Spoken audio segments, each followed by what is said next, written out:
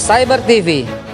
Inilah saluran pemersatu bangsa yang menyatukan semua elemen, semua anak bangsa. Nggak ada lagi perbedaan karena kita penganut Bhinneka Tunggal Ika. ILC, Indonesia Leaders Club, ajang yang menyaring calon-calon pemimpin masa depan.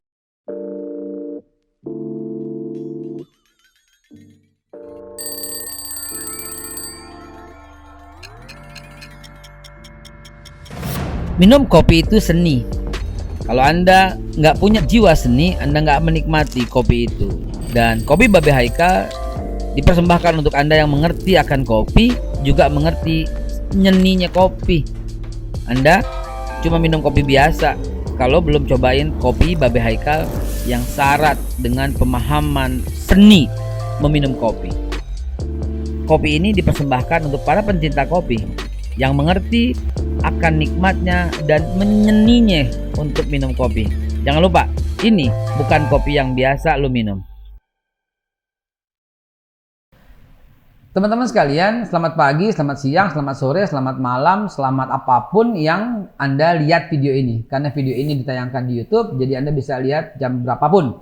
Begitu juga salam sehat buat kita semua, salam sejahtera buat semua saudara sebangsa tanah air. Izinkan saya mengemasnya semua dengan kata-kata universal kita. Bismillah. Assalamualaikum warahmatullahi wabarakatuh. Waalaikumsalam warahmatullahi. Teman-teman sekalian, kemarin kira-kira 2-3 tahun yang lalu kita kumpul di Monas. Acaranya 212. Kita berkumpul, saya dan semua teman-teman ya, yang saya nggak sebutkan lagi dan semua udah kenal sebagai inisiator, itu mengatakan ini bukan ajang untuk politik, tapi ajang momentum. Tidak boleh ada orang yang mencela satu agama apapun. Tidak boleh kitab suci apapun dicela. Memang momentumnya adalah Al-Quran, Al-Maidah 51. Tapi di situ kita canangkan pendeta, Konghucu, dari agama ya, Islam, Kristen, Hindu, Buddha, Protestan, Konghucu, dari tokoh-tokohnya, ulamanya, kiainya, habaibnya, pendetanya, biksunya, pasturnya, tidak boleh ada yang dihina. Kitab suci agama apapun, Al-Quran, Injil, Perjanjian Baru, Tripitaka, Weda, tidak boleh dihina. Karena itu ajang momentum yang mesti kita peringatin terus-menerus. Bukan kita baperan atau kita nggak bisa move on, tapi ini adalah sebuah kebanggaan. Bahkan Presiden Jokowi membanggakan acara itu di depan para investor yang katanya walaupun berkumpul sebanyak jutaan orang, tapi tetap Indonesia tenang, damai, dan tertib. Artinya semua bangga pada waktu itu. Bahkan keynote speakernya adalah Kapolri. Waktu itu Bapak Tito Karnavian. Selain dihadiri Presiden, dihadiri juga oleh Menko Polhukam pada waktu itu, Bapak Jenderal Wiranto. Begitu juga dihadiri oleh Panglima, yaitu Jenderal Gatot Nurmantio. Dan semua yang saya nggak sebutkan satu persatu, mereka hadir semua.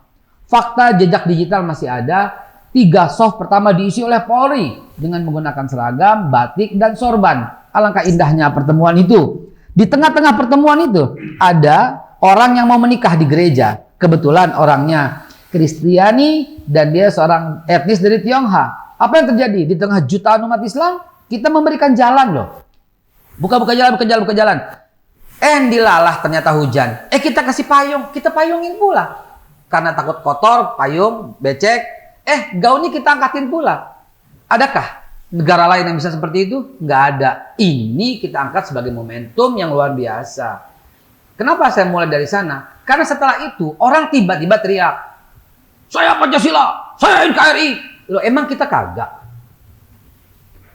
Akhirnya absurd. Saya NKRI, NKRI harga mati. Loh, emang kita yang kumpul itu mau merubah apa? Dan NKRI itu adalah produk daripada ulama. Hadir di sini para saksi sejarah, para penulis apa dan bagaimana itu. Awal mula ada kalimat mosi integral Negara Kesatuan Republik Indonesia dari 16 bagian yang semula ingin memegang tempat masing-masing. Istilah saya memegang dalam arti ini tanah gue, tanah leluhur gue gitu ya. Kemudian nanti kita bedah lebih lanjut jadi tokoh-tokoh yang luar biasa. Di sebelah kanan saya ini 4 orang doktor yang luar biasa. Dr. Ahmad Yani. Beliau siapa yang nggak kenal? Politisi, dulu P pangkat 3. Assalamualaikum dia. Waalaikumsalam. Sekarang ada Masyumi baru dibidani oleh beliau. Di sebelahnya adalah Mas Joko. Beliau ini menulis buku yang keren, Mosi Integral Natsir 1950. Luar biasa ya. Pahlawan ini pernah dipenjara oleh Bung Karno. Nanti kita bahas, kita bedah. Kenapa? Karena ada kawannya, ada sahabatnya yang luar biasa, yang mulia, Tuan Guru. Saya manggil Tuan Guru. Ada kali Ustadz Lukman, gitu ya, yang sangat fasih dalam berbicara soal NKRI ini. Ya. Assalamualaikum Ustadz Lukman Hakim. Waalaikumsalam. Dan salah satu tokoh idola saya, ya, yang saya selalu memperhatikannya, kejujurannya membuat beliau terdepak. Sekali lagi ya, kejujurannya membuat beliau terdepak. Ustadz Abdullah Hehamanua. Assalamualaikum. Waalaikumsalam warahmatullahi wabarakatuh. Teman-teman sekalian, saya akan mulai dari penulis buku, Mas Joko.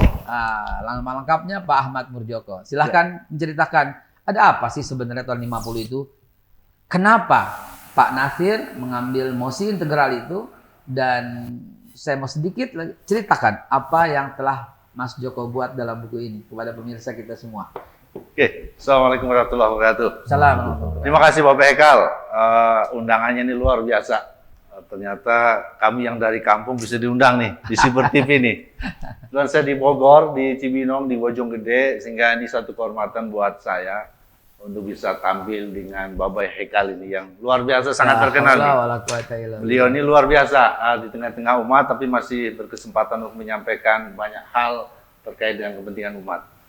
Bapak Hekal yang saya hormati, jadi pada 3 April tahun 50 itu di DPRIS, Pak Natsir karena kegamangan melihat ada perpecahan, kemudian ada banyak gerakan separatis, kemudian memang pada awal sejarahnya adalah Negara Kesatuan Republik Indonesia, negara kesatuan yang inspirasi dari pemikiran Pak Karno. Bagaimana menjadikan Indonesia sebagai negara kesatuan itu berawal dari ide kesukuan, ide kepulauan, kemudian jadi ide kebangsaan, kemudian jadi negara kesatuan. Itu yang kemudian menjadi latar belakang Pak Natsir menyampaikan satu gagasan Mosi Integral pada tanggal 3 April 1950 di DPRIS. Mosi ini itu bukan mosi tidak percaya, yang biasanya dalam satu DPR banyak mengambil kesempatan atas kekisruhan politik yang terjadi, kemudian muncul banyak yang cari muka, yang mau cari momentum untuk melakukan mosi tidak percaya pada pemerintah. Justru Pak Natsir melakukan mosi itu bukan mosi tidak percaya, tapi mosi dalam rangka menyelesaikan negara yang sedang dilanda kekacauan itu. Kemudian Mosi Integral Natsir ini adalah mosi dari 82 mosi yang pernah muncul di DPRIS. Namun hanya 12 mosi saja yang lolos masuk di memenuhi persyaratan tata tertib, termasuk adalah mosinya Pak Natsir. Pak Natsir ini adalah mosi yang kedua keberhasilannya. Nanti Ustadz Lukman akan lebih menyampaikan bagaimana keberhasilan beliau mengajukan beberapa kali mosi. Ternyata Mosi Integral Natsir adalah mosi yang kedua. Jadi yang pertama mosi ini bukan mosi tidak percaya, kemudian mosi dari 82, mosi yang kemudian lolos hanya 12 mosi. Dan ini didukung oleh 12 anggota DPRIS. Tatibnya hanya meminimalkan 5 anggota DPR saja sudah cukup. Tapi kemudian 12 yang menandatangani. Termasuk diantaranya ada yang paling kiri, yang paling kanan. Dari yang ekstrem kiri dari kelompok Partai Komunis Indonesia. Kemudian yang paling kanan adalah dari BVO-nya, dari negara federalnya, negara bonekanya Belanda. Pak Natsir mengambil tengah-tengah itu. Tetapi ini yang kemudian ini berbeda di dalam mengambil sejarah ini. Bahwa Pak Natsir mendapatkan dukungan dari kelompok yang paling kiri sampai yang paling kanan, walaupun sudah terpenuhi minimal 5, tapi kemudian jangan kemudian dipelintir kesannya bahwa tanpa dukungan dari kiri pun tetap lolos itu kan, tetap lolos mosi itu. Tapi karena Pak Natsir ingin menarik semua dukungan terhadap keberlangsungan bangsa ini, kemudian semuanya diajak bergabung pada pengajuan Mosi Integral Natsir. Nah, mosi ini adalah sekali lagi dalam rangka menyatukan negara yang berjumlah 16 negara bagian Yang proses negara bagian ini sesungguhnya sudah mulai terbentuk dari mulai perjanjian Malino I, Malino II, perjanjian Linggarjati, Renville, kemudian KMB, Konferensi Meja Bundar. Itu adalah cikal bakal dari negara-negara boneka yang memang sedang disiapkan oleh pemerintah Belanda. Sampai situ Pak, sampai situ. Siap.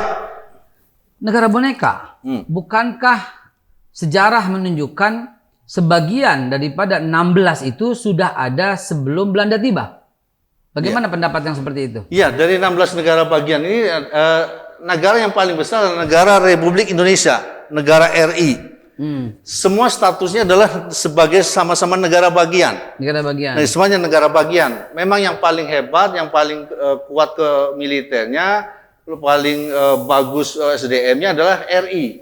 Yang lainnya mungkin masih di bawah, Pak, contohnya 16 itu. Ada negara Belitung, ada Sumatera Timur, ada Pasundan, ada Kalimantan, ada Jawa Timur, ada Jawa Tengah. Hubungan mereka dengan kerajaan-kerajaan yang pada waktu sebelum Belanda tiba, ada nggak keterikatannya? Semua adalah sesungguhnya kalau lihat latar belakangnya, ini kalau disertasinya Bu Husnul Maria adalah semuanya hampir kesultanan ini. Kesultanan Islam. Berarti mereka sudah ada sebelum Belanda tiba. Sebelum Belanda tiba sudah ada, tetapi kemudian diformalkan, digiring menjadi negara boneka. Harapannya akan memecah belah negara yang sudah bersatu sesungguhnya, negara yang sudah terikat dengan nilai Islam, tapi kemudian upaya dipecahkan belahkan menjadi negara boneka. Baik. Kalau semangatnya untuk negara federasi secara umum negara federal mungkin banyak yang setuju, tapi ini jelas adalah negara-negara bonekanya Belanda ini yang dalam rangka memecah belah itu dengan politik divide et impera-nya itu. Ya, itu. Baik. Nah, terus kemudian publik yang bandel, yang nakal alam pikirannya, karena saya setiap saat kan beredar nih ya, setiap saat beredar. 1 bulan ada 100-an titik yang saya kunjungi selama 1 bulan. Ketika saya ketemu di Delhi, ketika saya ketemu di ke Sultan Delhi maksudnya ya, di Goa, bukan mantan tapi ahli waris atau turunan-turunan di Pontianak, mereka kesel dengan pusat dalam ini Jakarta. Saya langsung masuk kepada topik sebelum masuk ke sana. Mereka kesel banget. Keselnya begini, ini kan tanah leluhur saya yang saya berikan mandat kepada pusat pada waktu itu, yaitu Negara Kesatuan Republik Indonesia. Tapi yang diberikan mandat ini kok nggak amanah. Saya memberikan mandat, tiba-tiba tanah leluhur saya sudah milik orang lain. Milik non-Indonesia lagi. Gitu ya. Kalau milik non-Muslim udah jelas dah. Ya. Ini miliknya milik non-Muslim dan non-Indonesia lagi. Ini saya merasa dikhianati. Lama-lama gue tarik juga nih mandat. Kata mereka, para ahli waris. Lama-lama gue tarik juga nih mandat. Kalau gue tarik nih, gue usir nih mereka semua. Kata mereka begitu. Saya bilang, sabar. Kita perlu duduk, kita perlu dialog. Sebagaimana dialognya Pak Nasir dan seluruh sahabat-sahabatnya. Makin seru kan? Pemirsa, kita rehat sejenak. Nanti kita lanjutkan lagi. Pendapat itu yang akan disampaikan oleh tokoh kita, Pak Abdullah Heamanua. Sebentar lagi. Cyber TV. Inilah saluran pemersatu bangsa yang menyatukan semua elemen, semua anak bangsa. Nggak ada lagi perbedaan karena kita penganut Bhinneka Tunggal Ika. ILC, Indonesia Leaders Club, ajang yang menyaring calon-calon pemimpin masa depan.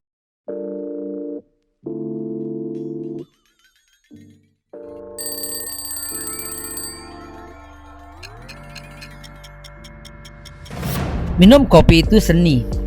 Kalau Anda nggak punya jiwa seni, Anda nggak menikmati kopi itu. Dan kopi Babe Haikal dipersembahkan untuk Anda yang mengerti akan kopi, juga mengerti nyeninya kopi. Anda cuma minum kopi biasa kalau belum cobain kopi Babe Haikal yang syarat dengan pemahaman seni meminum kopi.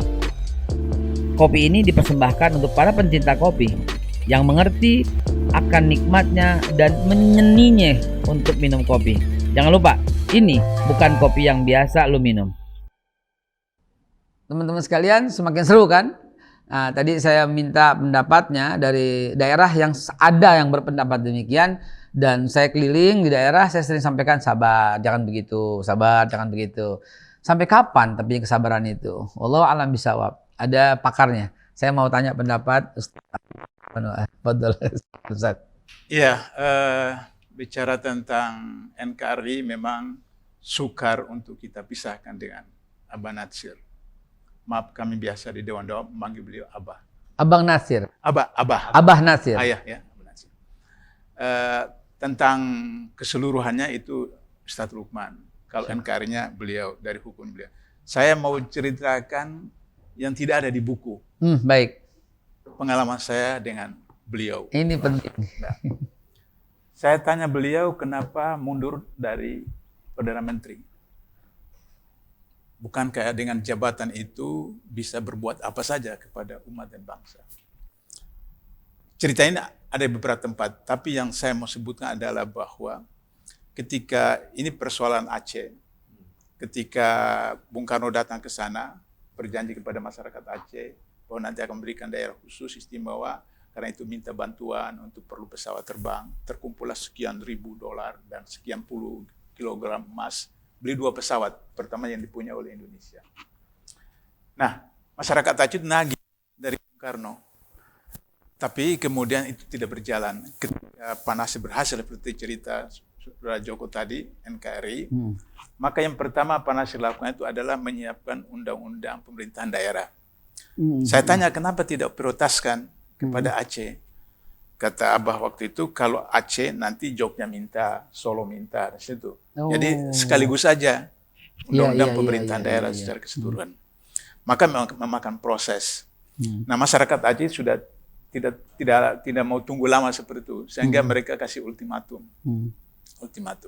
Maka kemudian Abah suruh sekretarisnya kirim telegram ke Aceh bahwa tanggal sekian Perdana Menteri datang untuk kemudian mendiskusikan itu. Nah, pada tanggal itu yang dijanjikan itu anak Abah itu meninggal, ada anak Abah meninggal seperti itu. Secara manusiawi ditunda kan? Ditunda. Maka disuruh telegram lagi nanti tanggal sekian datang. Nah, kemudian tanggal berikutnya itu karena sudah melatih target batas yang deadline yang diberikan oleh masyarakat Aceh, maka mereka sudah umumkan keluar dari pemerintah pusat. Sampai di bandara itu Abah tidak dijemput sebagai protokoler sebagai seorang Perdana Menteri, tapi secara kekeluargaan karena istri Daud Bero yang menjemput. Jadi Abah tanya sama supir, ini saya mau dibawa kemana? Mau ke hotel. Kenapa bukan ke istana? Saya diperintah bawa ke hotel. Tapi supirnya tahu bahwa ini Perdana Menteri. Jadi beliau bingung juga kan, akhirnya bawa ke istana. Maka bawa ke istana.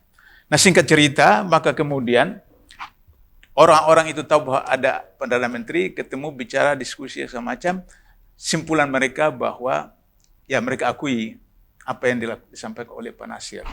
Tapi mereka sudah terlanjur. Gitu. Akhirnya kata Abah, ya udah kalau begitu saya bicara dengan rakyat Aceh melalui RRI. Kemudian Usman Ralibi, Profesor Usman Ralibi almarhum, itu terjemahkan dalam bahasa Aceh karena beliau waktu kanwil penerangan di Aceh waktu itu. Maka udah selesai cerita. Tapi ketika pertemuan lagi masih juga terkendala istilahnya itu bagaimana mencabut kembali air ludah yang sudah dilepaskan kembali seperti itu. Nah, ini yang mau saya katakan. Kata Abah, kalau begitu saya pulang ke Jakarta, saya kembalikan mandat. Kata mereka, kenapa? Kata Abah, saya ini Perdana Menteri. Punya tentara, punya polisi. Saya bisa kerahkan sekian batalion. Untuk menyerang orang Aceh. Tapi apakah untuk itu saya harus membunuh orang Islam? Mending saya mundur dari Perdana Menteri daripada saya harus membunuh. Nah, kembali itu ada persoalan perbedaan pendapat sedikit dengan Bung Karno, sehingga kemudian terjadi proses dari PKI dengan PNI melakukan semacam sabotase tanda petik, sehingga tidak mencapai quorum di parlemen, sehingga kemudian Abah berpikir kalau lama-lama nanti jadi masalah, maka beliau mengundurkan diri. Yang menarik, kata Abah itu ketika membeli mandat, istilah Abah itu seperti orang ngantuk disorongkan bantal. Jadi dalam hati Soekarno itu, gue mau pecat lu, Tapi lu sudah itu udah seperti itu. Itu kejadiannya kira-kira bulan dan tahunnya kira-kira Eh, tahun 51. itu 51. Tahun 51. Yang beberapa tahun kemudian Soekarno memenjarakan beliau. Oh itu nanti sudah Saya lama. udah mau masuk ke situ aja biar masyarakat tahu. Nah kalau itu maka Jangan lupakan sejarah. oke, itu yang kedua yang saya mau ceritakan. Cerita panjang itu Ustaz Lukman bisa cerita. Tapi setelah itu dalam tanda kutip Bung Karno bergembira mungkin ya dengan mundurnya Pak Nasir gitu ya, sehingga nggak lagi matahari kembar, bukankah begitu? Begitu seperti itu. Tapi kemudian akhirnya pemilu 55 Masyumi dari jumlah kursi parlemen sama, jumlah suara berbeda, artinya PNI nomor 1, Masyumi nomor 2. Popular vote-nya. Ya, popular vote-nya. Tapi dari 12 daerah pemilihan, Masyumi menang mayoritas. Ayah saya 15. Ayah saya almarhum Ah, Masyumi Tulen sejati dari awal. 15 daerah pemilihan itu Masyumi mayoritas. PNI kan cuma di Jawa Tengah dan Bali, NTT. Yang lain itu kan 15 itu 10. 10. Masyumi menang seperti itu. Saya cari kartu anggota Masyumi beliau, belum dapat. Tapi pada waktu itu saya tahu persis bahwa ayah saya itu adalah asli daripada Masyumi dan beliau salah satu pelopor pada waktu itu awal. Tapi saya mau singkat cerita aja karena itu nanti bisa diceritakan dan sudah bisa dibaca banyak orang seperti itu. Tapi dalam konteks ketika beliau dengan tokoh-tokoh Masyumi ditahan, mulai di Sumatera, kemudian pindah ke Batu, Malang, kemudian terakhir di RTM Kagungan di Jakarta itu tahun 64 itu ada di Wikora kan. Iya. Di Wikora ini konsep PKI untuk mempengaruhi Soekarno supaya kemudian perang, kemudian mereka bersiap untuk melakukan kudeta di internal. Maka kemudian ketika pemerintah Indonesia merasa kebablasan atau kesulitan menghadapi Malaysia, maka kemudian pemerintah Indonesia mau melakukan semacam perdamaian, mengirim utusan ke sana. Tidak bisa diterima oleh Tengku Abdul Rahman. Ada orang dari Sumatera Barat, namanya Pak Kasman, sudah almarhum. Saya ketemu beliau di Malaysia. Ketika saya hijrah ke Malaysia, 84, 85. Beliau tahu saya orang dari Jawa, beliau cerita. Ini cerita langsung beliau. Karena mereka yang alami, beliau ceritakan. Saksi sejarah? Iya. Beliau datang, mau pulang ke Malaysia, singgah di Jakarta, datang ke RTM. Ketemu Abah. Minta kasih surat, datang kepada Tengku Abdul Rahman supaya Tengku Abdul Rahman mau terima utusan dari Indonesia untuk bicara perdamaian. Karena ada petugas sama-sama cari nggak apa macam, tidak ada kertas, tidak segala macam. Maka Pak Kasman itu keluarkan kotak mancis. Kotak mancis. Korek itu. Kemudian di korek itu, kotak korek itu panas saya tulis seperti itu kepada Tengku Abdul Rahman. Nah, kemudian Pak Kasman ini melalui jalur ketemu Tengku Abdul Rahman, diserahkan. Itulah kemudian terjadilah proses perdamaian. Artinya utusan Indonesia diterima oleh Tengku Abdul Rahman. Itu cerita tidak ada di buku, karena itu saya terima langsung dari saksi hidup ini. Yang kedua. Yang ketiga, juga tidak ada dalam buku. Saya biasa kalau ada tamu, mahasiswa pemuda, Pak Nasir panggil saya. Menemani. Ada 3 orang mahasiswa dari Jogja. Saya tidak usah sebutkan universitasnya. Tapi universitas terkenal. Intinya mereka datang minta Pak Nasir berikan instruksi perang untuk menghadapi pemerintah. Karena waktu itu dianggap sudah zalim sekali pemerintah. Itu tahun 82 kalau nggak salah. 82, ya. Kata Pak Nasir, berapa batalion di belakang kamu? Saya kaget juga, beliau juga pertanyaan gitu. Saya di Sumatera sekian batalion.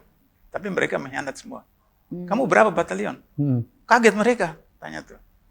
Tapi yang membuat kaget saya itu adalah bahwa waktu saya muda di Bandung, saya juga botol saya lempar itu kafe-kafe yang dansa-dansa sama gitu. Dalam hati saya waktu di Makassar juga saya demonstrasi begitu, tapi tidak sampai lempar. Artinya saya berpikir saya sudah yang paling berani, tapi rupanya beliau waktu pelajar di Bandung lebih dahsyat lagi. Ya, seperti itu. Nah, teman dari Jogja ini kemudian merasa sudah tidak bisa, kemudian beliau bilang begini. Mereka bilang begini. Baru meninggal beberapa bulan lalu orang ini, baru meninggal beberapa bulan. Kalau begitu, Abah ikut kami saja ke Malaysia, hijrah. Nah, saya mau sebutkan tentang bagaimana cintanya beliau kepada NKRI. Saya sudah tua. Saya mati saja di Indonesia. Saya terharu dengar itu. Artinya bahwa apa yang beliau perjuangkan tentang NKRI itu beliau ingin mati di NKRI. Nah, cerita yang terakhir yang saya mesti katakan dalam konteks bagaimana cintanya beliau kepada NKRI, konsekuensi dalam perjuangan melahirkan NKRI, di gedung LPPM, itu saya dengan teman-teman itu mau menginisiasi apa yang sekarang kemudian dikenal dengan ISMI. Saya moderator, Abah duduk di sebelah kanan saya sebagai pemberi masukan. Maka dalam dialog kurang lebih 2 jam itu saya usulkan begini Abah, kalau kondisi seperti begini tidak bisa juga, supaya ajaran Islam itu terlaksana sebagai pasal 29 ayat 2 Undang-Undang 45, bagaimana kalau kita buat federasi Aceh, Syariat Islam, Sumatera Barat, kemudian Jawa Barat, kemudian Sulawesi Selatan, kemudian Maluku Utara, kemudian Kalimantan Selatan. Merah muka beliau. Allah. Merah. Saya kaget. Artinya bahwa beliau marah ketika saya sebutkan negara federasi. Nah, itu menunjukkan buat saya bahwa beliau memang betul-betul tidak main-main ketika menyampaikan ide NKRI, karena memang mencintai, memahami konsep yang dikatakan dari kesultanan Islam, kemudian ulama-ulama dari Aceh sampai Maluku memperjuangkan itu dengan darah dan seterusnya, sehingga kemudian tanggal 15 Agustus ketika pengkhianatan dan umat Islam, tokoh-tokoh Islam bersedia karena mempertahankan 3,5 abad dijajah itu dengan hanya pada tanggal hari seperti itu. Itulah pengalaman pribadi saya. Kampung mati. Ya Allah. Ya, padahal persis terakhir saya sudah mau tutup. Ini kebetulan apa tidak? Wallahu alam. Dan kenapa harus lagi syuting? Bisa apa? Silakan lanjutkan, Ya. Pak Ustaz Abdullah. Jadi karena itu maka dari 3 episode yang saya ceritakan tadi soal bagaimana beliau melepaskan diri jabatan dari Perdana Menteri agar supaya Aceh tidak lepas, Aceh tidak dibombardir seperti kasus Sumatera Barat. Kemudian yang kedua, bagaimana beliau menolak tuntutan dari mahasiswa Jogja untuk memberikan perintah perang seperti itu. Dan kemudian beliau juga menolak untuk hijrah karena mau meninggal di Indonesia. Dan yang terakhir adalah bagaimana beliau merasa marah tersinggung ketika saya mengusulkan federasi. Artinya beliau konsekuen dengan apa yang beliau perjuangkan di dalam NKRI. Maaf, harusnya Pak Nasir itu dijuluki sebagai Bapak Persatuan, Bapak Persatuan Kesatuan, Bapak NKRI, atau Bapak apapun. Saya yakin, andai kata yang mengusulkan itu bukan Pak Nasir, tapi namanya Franciscus Xaverius, mungkin jadi itu orang ya, sebagai Bapak Persatuan barangkali ya. Ada satu cerita yang orang juga mungkin belum tahu. Ini saya baru tahu tahun ini dari salah satu sumber bahwa fatwa jihad dari Kiai Haji Hasyim Asy'ari, fatwa jihad Kiai Haji Hasyim Asy'ari menjelang 10 November 45 itu adalah ide dari Pak Nasir. Karena Pak Nasir merasa bahwa seruan jihad itu harus dari ulama, maka orang yang pantas atau patut itu adalah Kiai Asy'ari. Nah, bagaimana taktik Pak Nasir? Beliau datang ke Ruslan Abdul Ghani.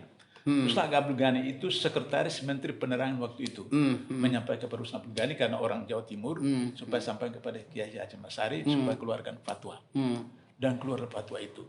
Dalam sejarah kita dengar bahwa itu utusan Bung Karno. Dalam sejarah kita dengar Bung Karno malah yang Tapi menjumpai. ini saksi hidup Ruslan Abdul Ghani sebelum meninggal 4 atau 5 tahun yang lalu itu, dalam Arek-Arek Surabaya beliau menjelaskan. Beliau tanya siapa yang mengusulkan supaya kemudian Kiai Hasyim Asy'ari mengeluarkan fatwa jihad itu. Pengusul awal salah satunya adalah Pak Nasir, yang kemudian dikumpulkan seluruh ulama dari Jawa Madura. Ternyata kata beliau justru yang usul ide itu dari Pak Nasir. Allah. Idenya dari Pak Nasir. Karena saya katanya saya sekretaris penerangan. Baik. Pak Nasir beritahu saya, minta supaya beritahu kepada Ruslan, kepada Pak Kiai Ruslan. Hasyim Asy'ari. Pemirsa, ini tidak apa, kita punya teknologi yang tetap akan bisa menyiarkan wajah-wajah yang cerah gitu loh, walaupun PLN telah mematikan ini entah sampai jam berapa. Kegelapan dalam keterangan. Kegelapan ya. Tadi Pak, saya mau mengambil Sebentar, sebelum segmen 1 ya, yang saya akan persembahkan seluas-luasnya kepada Ustadz Lukman Hakim, Doktor Ustadz Lukman. Tapi ini mumpung lagi terkait gitu ya, terkait kekuatan Pak Nasir dalam merangkul semuanya agar menjadi satu itu. Apakah berlaku kaul qadim kaul jadid atau nasih mansuh enggak? Karena kalau berlaku nasih mansuh maka sekarang sudah dimansuhkan gitu loh oleh kezaliman pengelolaan negara. Saya harus katakan demikian. Kenapa? Karena ada tangan-tangan invisible hand yang jelas sekali melampaui kebijakan presiden. Saya nggak mau dipotong, saya tetap katakan demikian karena presiden berkata stop impor tapi impor masih jalan. Presiden berkata tidak mau hutang, tapi hutang masih jalan. Artinya ada kekuatan itu. Apakah konsep NKRI ini tetap harga mati? Kita harus bahas dari sisi kesultanan dulu. Tetap, wallahu alam, karena saya sebagai host hanyalah mengarahkan diskusi ini. Bang Yani. Gimana Bang Yani? Tadi cerita soal 16 negara boneka yang dibuat oleh Belanda. Yang sebenarnya tulisan dari Bang Joko ini udah komprehensif sekali, namun saya kepengen tarik lagi sedikit. Bagaimana tuh dengan kerajaan-kerajaan yang sudah ada sebelum Belanda itu tiba, begitu Bang Yani? Ya, Ustadz Haikal, jadi tadi telah dijelaskan oleh sahabat saya ini, Ahmad Marjoko dan Bang Abdullah, saya kira dalam literasi sejarah, nanti Bang Lukman akan memperdalamnya. Saya melihat bahwa Indonesia ini hadir tidak dalam ruang yang vakum. Ya kan? Tidak hadir dalam kekosongan tata kelola kalau kita sebut sekarang ini negara dan pemerintahan. Dan tidak dalam kekosongan hukum. Dia berlaku berbagai macam hukum dan khususnya adalah syariat Islam yang berlaku di kesultanan maupun kerajaan-kerajaan seperti itu. Baik. Sehingga Belanda menyatakan juga pada waktu itu hukum yang hidup di tengah-tengah masyarakat atau Indonesia, sehingga dia bagian dari sumber hukum yang ada. Baik. Dan oleh karenanya memang agak sulit kita untuk memisahkan antara keindonesiaan dan keislaman. Ada siapa yang mengatakan bagaimana bisa kita memisahkan manis daripada gulanya seperti itu. Baik. Seperti memisahkan asin daripada lautnya seperti itu. Nah, oleh karenanya memang sesungguhnya kalau kita lihat dalam spektrum sejarah kita ini, memang kalau kita lihat dalam konteks hari ini banyak sekali orang yang ahistoris dalam seperti itu. Yang tidak membaca sejarah yang tepat, sejarah A sampai Z itu sendiri tentang lahirnya negara ini. Kekuatan bangsa ini adalah kita bisa klaim atau reclaiming ya, dalam bahasa saya itu mengklaim adalah kekuatan adalah faktor yang paling dominan yang mempersatukan dari Sabang sampai Merauke itu adalah nilai-nilai agama yang tumbuh dan berkembang. Ya, seperti itu. Jadi jangan kalau saat ini adalah seolah-olah nilai agama itu menjadi musuh.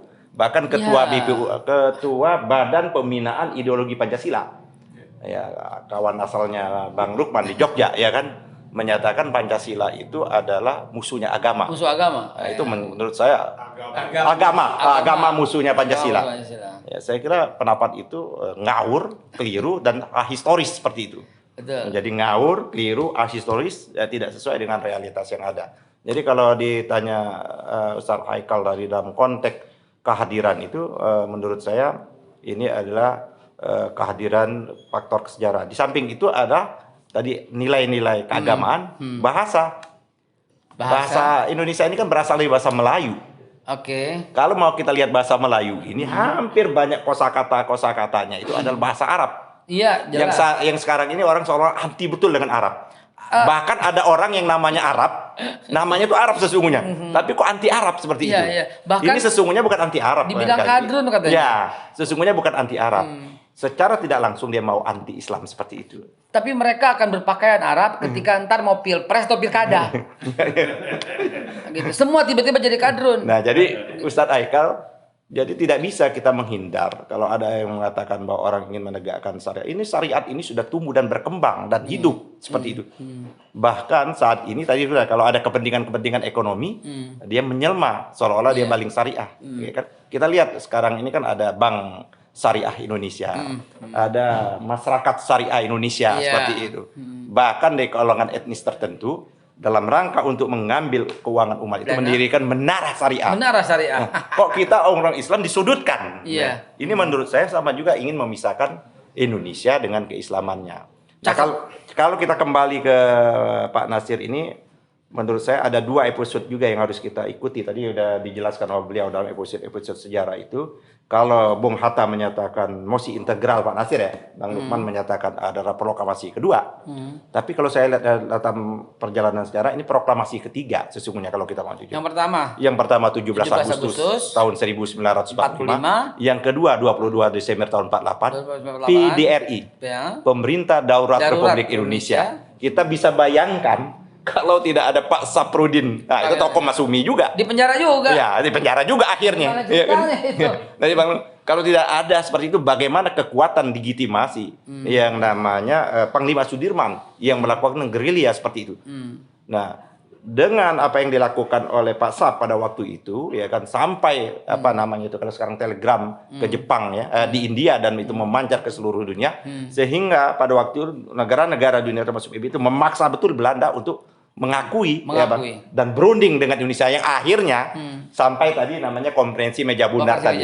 Walaupun banyak orang juga ya Bang Lukman nanti apa ya saya lihat dalam buku sejarah itu ada juga mengkritik habis ini konferensi meja bundar. Tapi ada Pak Rum menyatakan ya kita harus melakukan tahap demi tahap seperti itu, langkah-langkah seperti itu. Jadi memang kalau kita mau menyatakan bahwa NKRI orang-orang teriak negara, kita merdeka belum ada NKRI. Belum ada NKRI, yang baru ada negara Republik Indonesia. Ya kan baru negara, baru ada NKRI itu setelah ada tadi yang dikemukakan oleh mosi itu negara dalam cita-cita. Ya, baru ada NKRI itu setelah mosinya integral. Saya kira Pak Nasir kalau lihat ada saya baca di bukunya beliau. Ya kan kenapa dia harus betul ya kan mendatangi ya kan negara-negara bagian tersebut dan bagaimana dia harus mengajak semua itu bagaikan Rasulullah pada waktu masih sebelum diangkat menjadi nabi ya kan karena dia terpercaya waktu Hajar Aswad jatuh memanggil kapilah-kapilah itu Azwar itu di tengah semua kapilah itu memegang sudut-sudut tersebut sehingga tidak ada orang yang tertinggalkan. Jadi itu yang ingin dilakukan oleh Pak Nasir. Itu yang catatan saya. Masuknya masih berlaku nggak? Apa sekarang masih seperti itu? Sekarang tidak. Sekarang ini kita semakin terpojok di dalam ruang yang sangat sempit seperti itu umat sekarang ini. Apa kata Sultan Mahmud di Pontianak sana? Kalau sekarang beliau masih hidup, karena sebagian tanah Pontianak sudah bukan milik bangsa, bukan milik Pak Mahmud lagi, milik orang tertentu. Apa kata Sultan Badaruddin dari Balikpapan yang ternyata tanah Balikpapan sebagian besar sudah bukan miliknya yang dulu dia percayakan. Apa kata dan seterusnya bagaimana Pak? Ini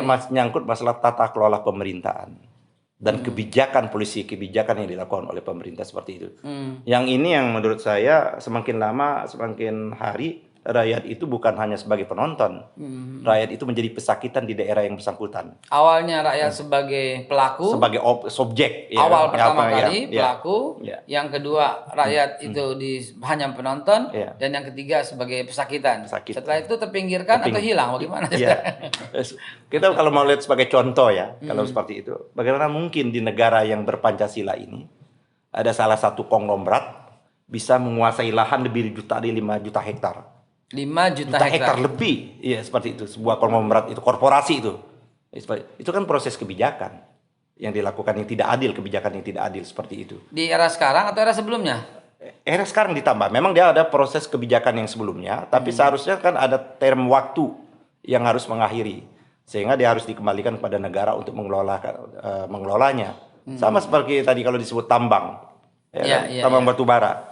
PKB 2B itu 10 perusahaan tambang batu bara itu dikuasai satu oleh negara dalam BUMN, yang lainnya dikuasai oleh korporasi besar dan ada asing di dalamnya seperti itu.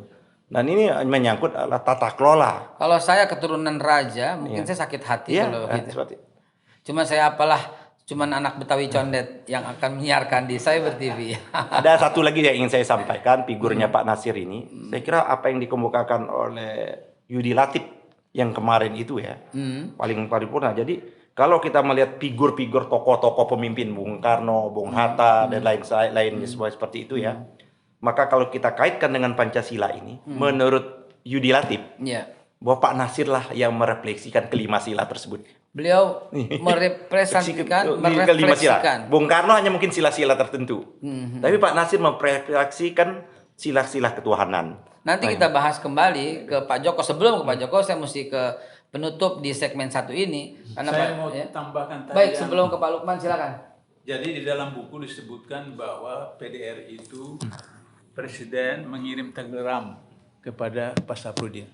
Pak Saprudin kepada saya dengan teman-teman di Dewan Dakwah mengatakan bahwa beliau tidak terima telegram itu. Beliau tidak terima telegram itu.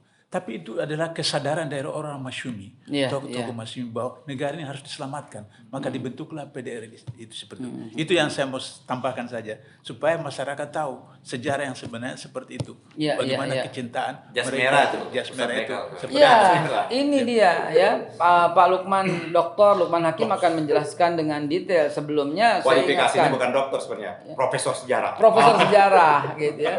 Jas merah katanya, jangan sekali-kali melupakan sejarah. Kalau saya mengatakan jas metal. Jas metal apa jangan itu? sekali-kali melupakan jejak digital.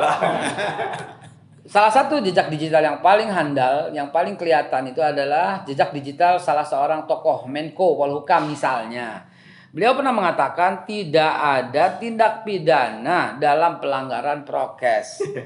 Ketika yang melanggar itu Habib Rizik, maka jatuhlah pidana. Dan juga jejak digital yang lain. Dan jejak digital sudah kadung mencatat gitu ya. Perkawinan seorang artis, anak artis dihadiri oleh para petinggi negeri, sementara perkawinan anak ulama itu dikriminalisasi dan ulamanya masuk bui seperti bak teroris. Ini cuma ungkapan sesaat sebelum kita lanjutkan pesan berikut yang akan disampaikan oleh Profesor Sejarah yang luar biasa, yang mulia Dr. Lukman Hakim. Cyber TV, inilah saluran pemersatu bangsa yang menyatukan semua elemen, semua anak bangsa. Nggak ada lagi perbedaan karena kita penganut Bhinneka Tunggal Ika. ILC, Indonesia Leaders Club, ajang yang menyaring calon-calon pemimpin masa depan.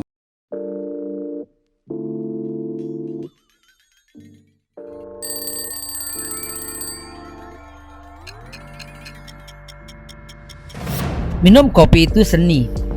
Kalau Anda nggak punya jiwa seni, Anda nggak menikmati kopi itu. Dan kopi Babe Haikal dipersembahkan untuk Anda yang mengerti akan kopi, juga mengerti nyeninya kopi.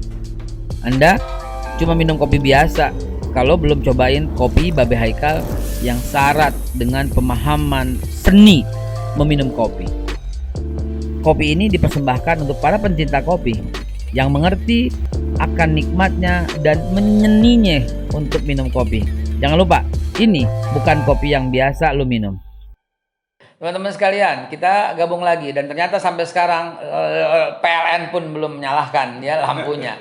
Ada apa nyalahnya tepat ketika lagi kita siaran? Hanya Allah dan PLN yang tahu gitu ya. Karena hati mereka adalah Allah yang tahu. Oh ya, ada satu orang yang mengetahui hati orang Indonesia. Namanya Ade Armando. Beliau mengatakan orang yang berbahaya di Indonesia itu adalah Pak Said Didu dan Haikal Hasan karena hatinya jahat. Ya saya bilang di dunia ini hanya dua yang tahu hati manusia, Allah dan Ade Armando. Pak Lukman Hakim, tafadhol, Profesor Doktor yang mulia. Apa? Mohon kita diberikan wawasan dan kesimpulan dari pembicara sebelumnya tentang kepahlawanan seorang Nasir yang akhirnya berujung dengan ributnya, bukan ribut tapi kesewenang-wenangan dan kezaliman yang membuat Pak Nasir pernah terstatus sebagai seorang yang dipenjara dan akhirnya dengan dikuburnya secara masif tentang sejarah beliau akhirnya nggak ada seperti sekarang ini. Padahal beliau adalah bapak pahlawan Indonesia, bapak pemersatu, bapak NKRI, bapak yang merealisasikan butir-butir Pancasila yang tepat secara murni dan konsekuen, tapi diakhiri dengan kehidupan yang pernah dipenjara dan terpinggirkan selama masa pemerintahan sebelumnya. Silakan. Ya, pertama sebelum ke Pak Nasir, ada fakta juga yang harus kita ingat bahwa nama Indonesia itu baru resmi digunakan oleh menjadi nama organisasi itu tahun 1925. Sebelum itu yang digunakan kan nama Indische. Hindia Belanda. Kita tahu ada misalnya partai Indische Partai. Indische Partai. Itu kan partai Hindia Belanda. Tahun 25 itu di Belanda itu ada Indische Vereniging. Ya. Perhimpunan Hindia Belanda. Bung Hatta di situ. Ahmad Subarjo di situ. Banyaklah. Termasuk Sukiman Widosanjoyo. Ketika tahun 25 itu Sukiman memimpin Indische Vereniging. Pada masa itulah Indische Vereniging diganti namanya menjadi mula-mula diganti namanya menjadi Indonesische Vereniging. Masih pakai bahasa Belanda. Tapi kemudian tahun 25 itu oleh Sukiman diganti menjadi Perhimpunan Indonesia. Jadi Indonesia bukan hanya bahasa sudah ditinggalkanlah bahasa Belanda, dia bahasa Indonesia. Kemudian Sukiman menerbitkan majalah. Majalahnya itu namanya Indonesia Merdeka. Udah ada kata Indonesianya? Iya. Jadi nama organisasinya dinamakan Indonesia, Perhimpunan Indonesia. Nama majalahnya Indonesia Merdeka. Motonya Indonesia Merdeka sekarang. Ini di Belanda. Bukan di Jawa ini barang ini, ini di Belanda. Iya. Jadi baru kemudian tahun 26 nama Indonesia digunakan oleh Indonesia Muda. Baru tahun 28 ada ikrar itu para pemuda yang mengatakan berbangsa satu, bertanah air satu, menjunjung tinggi bahasa persatuan Indonesia. Nah, menurut Sartono Kartodirjo, bukan menurut saya nih, sejarawan. Menurut sejarawan ini mbahnya sejarawan. Menurut Sartono Kartodirjo, dibandingkan dengan Sumpah Pemuda, dibandingkan dengan perubahan nama dari Indische Vereniging menjadi Indonesia, Perhimpunan Indonesia itu, Sumpah Pemuda itu nggak ada apa-apanya. Sumpah Pemuda itu cuma tekad saja. Kalau ini dia sudah menyatakan Indonesia merdeka sekarang. Di Belanda itu ada action. Nah, kalau Sumpah Pemuda belum action. Kata Taufik Abdullah, dengan itu maka dunia tahu. Ada satu negara, ada satu bangsa namanya bangsa Indonesia. Bangsa itu sekarang sedang dijajah. Dan bangsa itu kepingin merdeka. Nah, itu nggak boleh kita lupakan itu. Jadi dan Sukiman, siapa Sukiman? Sukiman Widosanjoyo itu adalah ketua umum Masumi. Lagi-lagi Masumi nih Bang. Pada saat didirikan. Ulama kan ya. Kan waktu tanggal 7 November 45 itu Masumi didirikan. Kan dua tuh ada Majlis Syuro. Ketua umum Majlis Syuronya itu Hadratus Syekh Ki Haji Hasyim Asy'ari. Ketua muda 1 Ki Bagus Hadikusumo. Jadi ketua Dewan Syuronya Ki Haji Hasyim Asy'ari. Ketua muda 1 Ki Bagus Hadikusumo. Muhammadiyah. Ketua muda 3 2 itu Wahid Hasyim. Anak daripada Haji Hasyim Asy'ari. Ketua muda 3 Mr. Kasman Singodebejo. Ketua umum waktu itu namanya PB, pengurus besar. Itu Dr. Sukiman Widosanjoyo. Sekretaris umumnya Harsono Cokro Aminoto. SI, Syarikat Islam. Jadi harus jelas itu. Nah, jadi yang dilakukan oleh Pak Nasir itu melanjutkan yang dilakukan oleh pendahulunya. Itu. Jadi kalau ada orang mengatakan umat Islam ini enggak Indonesia, ya bacalah sejarah itu.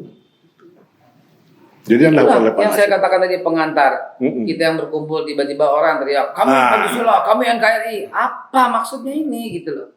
Jadi saya ingin menambahkan ada fakta lagi. Tadi soal bangsa integral sudah dievaluasi. Betapa cinta Pak Nasir itu kepada Indonesia. Tahun 50 itu Pak Nasir sudah menulis tuh, di Kapitas Rekta. Judul tulisnya Revolusi Indonesia. Iya. Saya itu nggak pernah lupa kalimat itu. Kata Pak Nasir, kita dapat menjadi seorang Muslim yang baik, yang dengan riang gembira menyanyikan Indonesia tanah air. HMI baru tahun berapa, Bang? Tafsir tujuan itu mengatakan bagi kader HMI tidak ada split. Seorang kader HMI tidak akan mengalami split antar kepentingan dirinya sebagai Muslim dan kepentingan dirinya sebagai Muslim. Itu rumusnya. Tapi ternyata ini asalnya dari tulisan Pak Nasir itu. Ya. Bagi seorang Muslim, saya mau tegaskan sebentar pada pemirsa, bagi seorang Muslim sejati tidak ada split Nggak harus antara dirinya sebagai Muslim, sebagai seorang Muslim yang memperjuangkan keislamannya dengan dirinya sebagai warga negara yang memperjuangkan negara Republik Indonesia. seperti itu. Nah, betapa cinta, saya akan melompat sedikit. PRRI. Ya. Ini orang mesti tahu. Bukan semata-mata karena jiwa Pak Nasir terancam di Jakarta. Bukan sekedar itu. Pak Nasir itu kan begini. Ini kan soal Irian, soal Papua, itu kan jadi sisa masalah tuh. Oleh KMB kan belum diserahkan. Iya, betul. Itu berkali-kali berunding. Terakhir itu, tahun 57 itu, ada perundingan lagi Indonesia dengan Belanda mengenai soal Irian, Papua. Dan Indonesia kalah.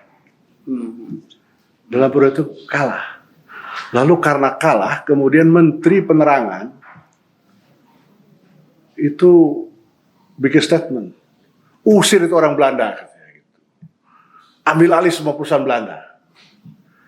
Lah kata Pak Nasir, nggak bisa begitu caranya. Kalah berunding kok terus ngamuk. Iya. Itu malah menjatuhkan nama Indonesia. Di dunia internasional. Iya. Waktu itu. Iya kan? Ini kan perundingan internasional. Nah karena itu Pak Nasir, Pak Saprudin, Pak Burhanuddin itu wah diteror. Di Pak Asap itu rumahnya dilempari granat itu. Untung nggak meledak granatnya.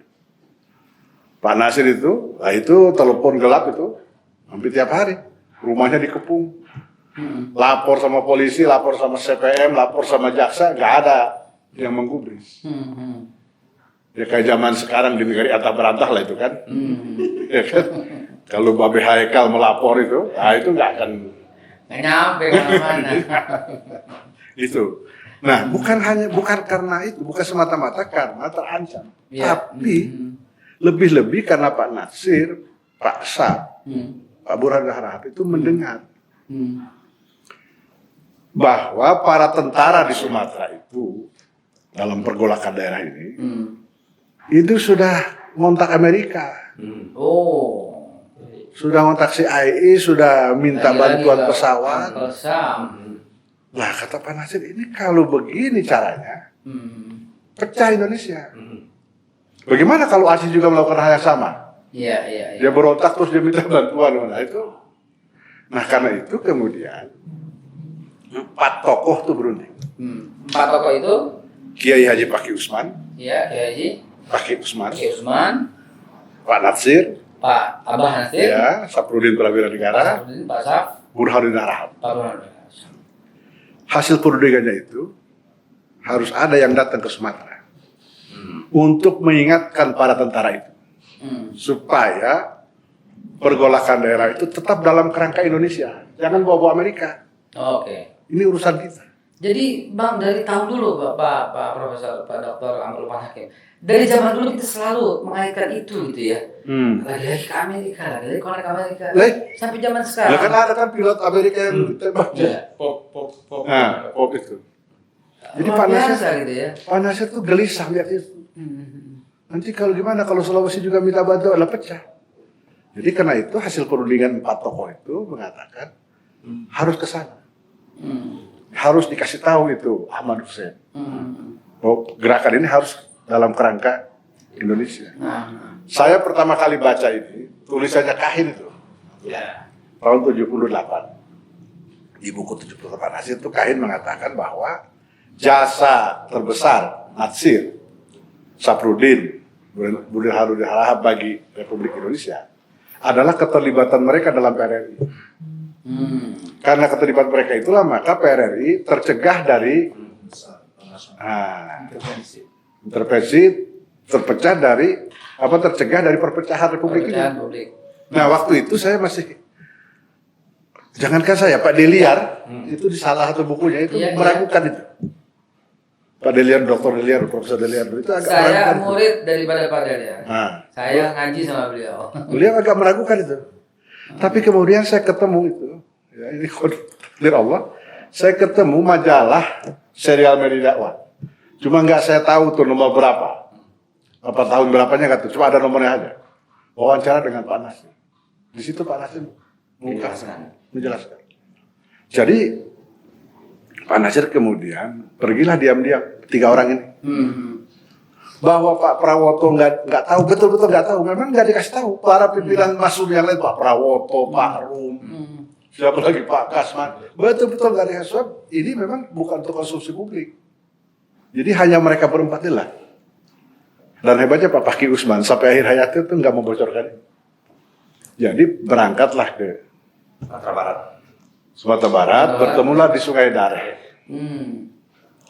Lahirlah kemudian Piagam Perjuangan itu yang diumumkan tanggal 15 Februari. Ya, di antara tuntutannya itu, 3 tuntutan.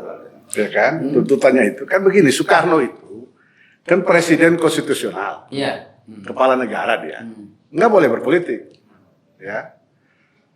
Nah, tiba-tiba dia mengangkat Dr. Insinyur Soekarno untuk menjadi formatur kabinet. Gitu.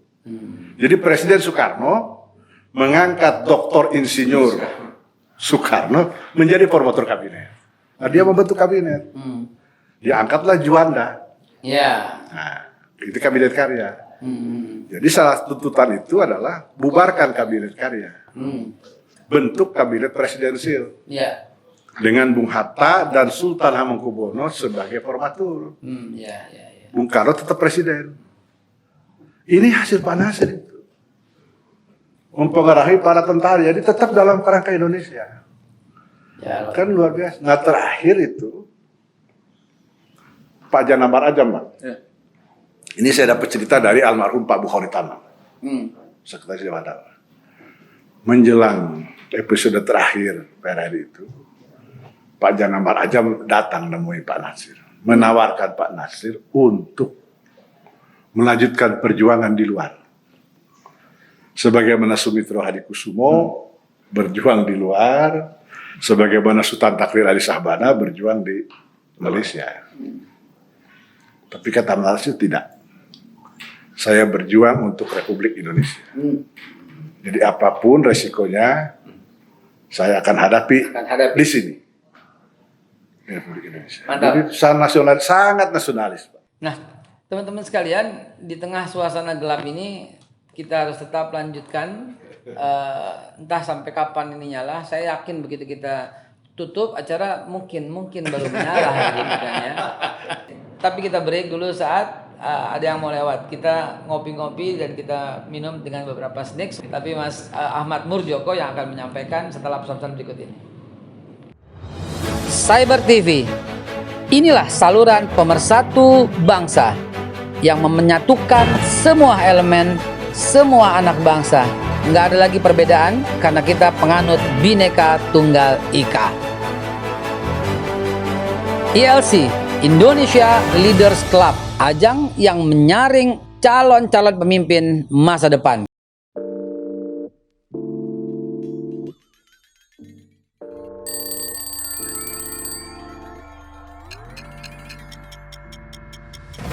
Minum kopi itu seni. Kalau Anda nggak punya jiwa seni, Anda nggak menikmati kopi itu. Dan kopi Babe Haikal dipersembahkan untuk Anda yang mengerti akan kopi, juga mengerti nyeninya kopi. Anda cuma minum kopi biasa kalau belum cobain kopi Babe Haikal yang syarat dengan pemahaman seni meminum kopi. Kopi ini dipersembahkan untuk para pencinta kopi yang mengerti akan nikmatnya dan menyeninya untuk minum kopi. Jangan lupa, ini bukan kopi yang biasa lu minum. Teman-teman santai aja, karena itu saya nggak matiin ketika semua lagi disajikan. Habis ini kopi keluar dengan kopi maulid yang asik. Santai aja, santai aja. Ada satu masalah yang sangat dinanti-nanti. Siapapun yang ngulik-ngulik sejarah akan bertanya, kenapa sih Pak Nasir pada waktu itu yang sangat menentukan dan bisa menentukan arah kok ke nasionalis? Nggak sekalian aja, sebagaimana tercantum dalam buku hebat ini, halaman 155. Saya bacakan. Pokok persoalan, kenapa Pak Muhammad Nasir mengajukan konsep negara kesatuan? Bukannya negara Islam. Kan kita tahu, beliau seorang tokoh, seorang ulama. Buku-bukunya luar biasa. Tentang keislaman dahsyat luar biasa. Salah satu mazhab lah kalau umpamanya bagi bangsa Indonesia. Ya, itulah Pak Nasir. Mazhab berikutnya Buya Hamka. Nah, dua orang ini luar biasa di bidang keagamaannya. Buya Hamka tidak melanjutkan ke dalam bidang politik, tapi Pak Nasir yang mantan Perdana Menteri kok tidak ada unsur-unsur negara Islam ya? Sebenarnya kita mesti bertanya pada orang yang menulis mosi integral ini. Mohon dijelaskan, Mas Joko. Ya, terima kasih Babe. Jadi memang saya kutipkan dari pendapatnya Pak Anwar Haryono dalam keindonesiaan kita, yang kemudian saya tuliskan di dalam pengantar buku ini, Indonesia Kita, yang kemudian saya tuliskan di pengantar ini, ada kurang lebih 27 bukti bahwa Islam dan NKRI tidak bisa dipisahkan satu sama lainnya. Termasuk adalah mosi integral Nasir. Bahkan di awal-awal sebutan tentang pribumi adalah orang Islam. Sebutan pribumi adalah orang Islam, bukan yang lain. Oh. Kemudian siapa saja yang pindah dari agama atau kebangsaannya, dia harus pindah kepada kebangsaan ke Islam. Artinya kalau dia berpindah dari agama tertentu ke Islam, maka dia pindah kepada kebangsaan. Kemudian oleh Pak Agus Salim menyebutkan bahwa Islam adalah sebagai agama kebangsaan. Iya. Artinya 27 itu bukti-bukti bahwa Islam dan Indonesia tidak bisa dipisahkan. Tidak bisa dipisahkan. Mungkin diperkuat dengan pendapatnya Pak Kahin, sejarawan Barat, yang menegaskan faktor Islamlah sesungguhnya faktor pemersatu di Indonesia. Artinya apa? Tidak bisa dibantah lagi peran Islam itu di negara kita ini sampai merdeka. 10 November yang teriak Allah Akbar juga Bung Tomo orang Islam. Bahkan mungkin Babe Haikal pernah menceritakan bagaimana mau merdeka saja Bung Karno harus minta restu ke Habib ulama Jakarta kan. Itu juga saya sebutkan di bukti-bukti itu. Nah, puncaknya adalah mungkin lebih pada rasional bahwa Kahin berpendapat bahwa faktor Islamlah yang menjadi penentu bersatunya Indonesia ini. Nah, oleh karena itu mungkin ini menjadi pelajaran sejarah buat kita bahwa bukti-bukti itu tidak bisa dibantahkan. Itu kalau seandainya yang berkata itu seperti tadi Ustadz Abdullah Yamanwa atau siapapun, mungkin kita bisa terang aja gitu kan, terang aja. Tapi ini sejarawan Barat ya. Barat langsung ngomong begitu. Bukan orang Arab di Barat, dia bule. Bule. Oh. Ada orang bule nih. Paman Sam. Kata demikian. Iya. Jadi pendekatan yang artinya dengan menulis ini saya mendapatkan banyak hikmah, khususnya pendekatan. Pendekatan Nasir itu 4 ini yang saya tuliskan di sini. Yang pertama adalah selalu pendekatannya konstitusional. Mau memperjuangkan apa saja yang menjadi keinginan misalnya salah satu partai politiknya Mas Umi, yang di situ adalah tujuan terlaksananya ajaran dan hukum Islam dalam kehidupan seorang masyarakat dan negara menuju keridhaan ilahi, tetap pendekatannya konstitusional. Islam tidak menginginkan pendidikan di bawah tanah. Selalu konstitusional. Lakukan secara terbuka, demokratis. Gitu kan. Terus yang kedua adalah tidak mendirikan negara baru. Kita tidak menginginkan negara baru, makanya kemudian negara NKRI tidak akan menginginkan negara Islam Indonesia, negara Islam Indonesia tidak ada disebutkan Pak Nasir itu, yang nanti mungkin Babe akan jawab. Dan yang ketiga anti kekerasan. Pak Nasir itu kekerasan yang disampaikan oleh Pak Abdullah tadi. Pada saat masa Aceh gejolak karena terikat perjanjian RIS dan Aceh adalah bagian dari provinsi Sumatera Utara. Coba Babe bayangkan. Aceh yang begitu berjasa luar biasa terhadap Indonesia ini masih bagian dari provinsi Sumatera Utara. Kurang apa marahnya orang Aceh? Tapi kemudian Pak Nasir melakukan pendekatan-pendekatan itu, kemudian artinya bisa damai itu kan. Baru yang keempatnya adalah pendekatan diplomasi ke luar negeri. Jangan lupakan itu. Diplomasinya yang pertama ya ke Arab. Yang mengakui kemerdekaan Indonesia siapa? Palestina. Nah, mungkin ke depannya ini terkait dengan jasa begitu luar biasa.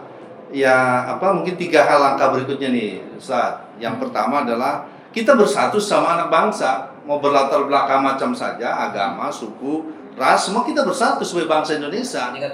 Iya, kita bersatu. Yang kedua, kita secara internal juga bersatu dong umat Islamnya. Jangan mau dikotak-kotakin terus, kan?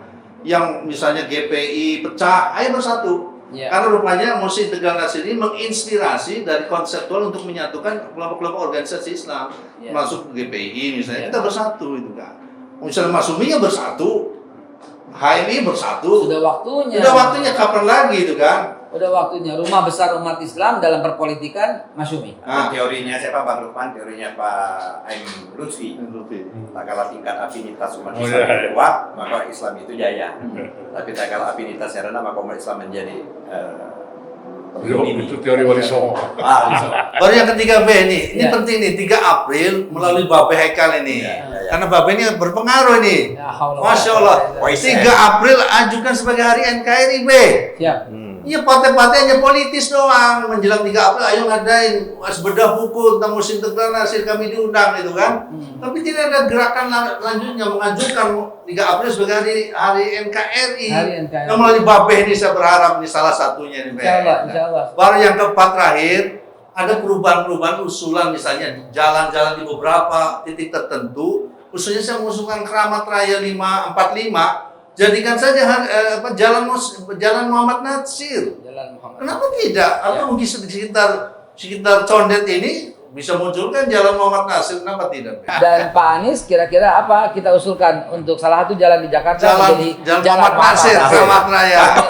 Cakep pemirsa, itu akan kita ajukan secara khusus kepada Pak Gubernur Pak Anies Baswedan bahwa jalan Muhammad Nasir harus ada di Indonesia, di Jakarta khususnya. Kita break untuk menyajikan kopi Babe Haikal. Kita akan masuk kepada penutup masing-masing untuk memberikan closing statement-nya sambil menunggu pertanyaan dari pemirsa tentunya. Silakan sejenak. Cyber TV, inilah saluran pemersatu bangsa yang menyatukan semua elemen, semua anak bangsa. Nggak ada lagi perbedaan karena kita penganut Bhinneka Tunggal Ika. ILC, Indonesia Leaders Club, ajang yang menyaring calon-calon pemimpin masa depan.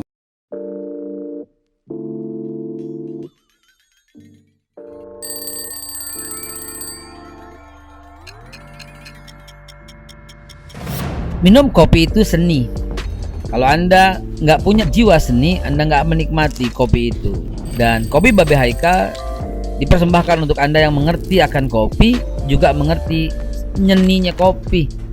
Anda cuma minum kopi biasa kalau belum cobain kopi Babe Haikal yang syarat dengan pemahaman seni meminum kopi.